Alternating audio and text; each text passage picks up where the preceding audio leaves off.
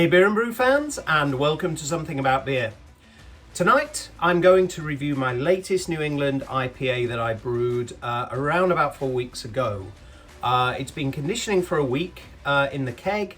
I think it's about time we give it a go, give it a try, and review it on the channel. So let's get into it. So here we are. Here's the beer. You can see there that it's orange sort of color there, quite hazy. The color on the camera there looks a little bit darker than what it actually is in real life, in the real light.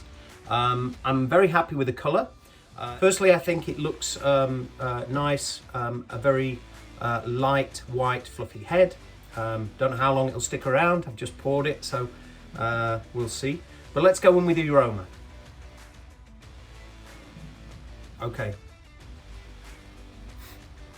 So immediately I'm getting the kind of herbal and dank kind of aromas, which I like in my IPAs, particularly New England IPAs.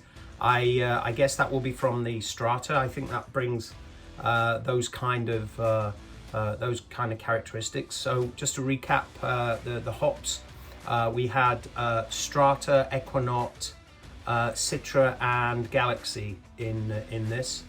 100 grams of each, split between the Whirlpool and the dry hop evenly. I'm also picking up immediately some lime, actually. That's quite nice, and also something else a little bit citrusy, gooseberry.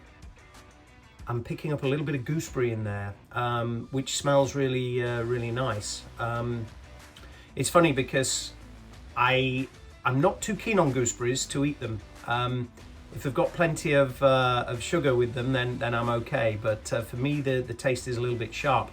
But in a beer, I absolutely love that gooseberry kind of character that it brings to the beer. I'm also picking up some tropical fruit in there. There's a real nice balance of those kind of mixed fruits coming through, with that herbal character as well. It smells nice. It really does. So let's go in for the taste.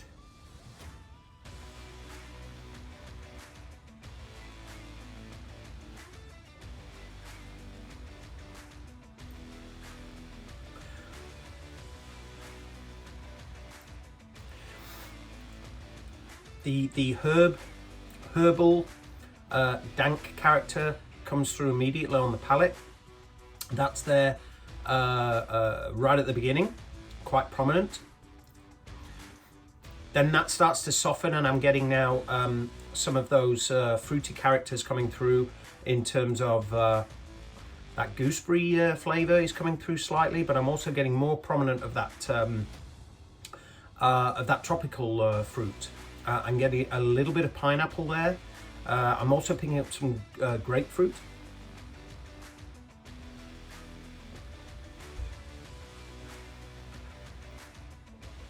General citrus coming through. The second sip, I'm getting more of that citrus now. That citrus is kind of starting to dominate a little bit more.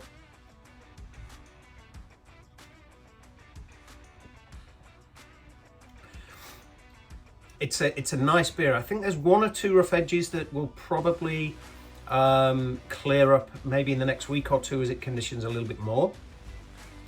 But it isn't anything that I'm too worried about. Carbonation, I think, is good. It's medium carbonation, just as I like it. The mouthfeel has a lovely silky, smooth, fluffy mouthfeel to it. So I think I've got that right there for sure. And there is a tiny amount of alcohol warmth at the back end. After you've swallowed and you've let that settle for a little bit, the bitterness is very subtle, just all the way through the beer.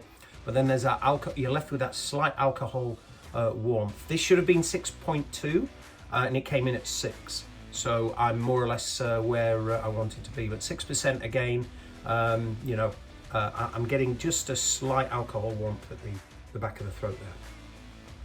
So overall, I'm very happy with this. Definitely, I think the hops that I use, the hop combination is good for my particular taste. Excuse me, carbonation is perhaps a little higher than I thought. So the hop combination is good. I really like the hop combination. The flavour is nice. I've got the bitterness level, I think, just right. There was an initial charge of bitterness at the beginning of the beer.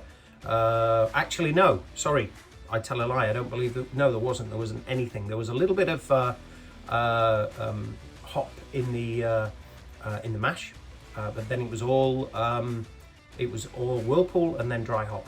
But the perceived bitterness that I've achieved, the level of perceived bitterness that I've achieved in here, is perfect for me in this style of beer. So I'm happy with the bitterness there for sure. Mouthfeel, as I said, is spot on to the way I like it. So yeah, I'm very happy with this, and I'll be definitely brewing it again, mixing up the hops because there's so many hops to try, of course, in a New England IPA. So yeah, thanks for tuning in and the review of this New England IPA that I made recently. And the only thing left to say is, until next time, cheers.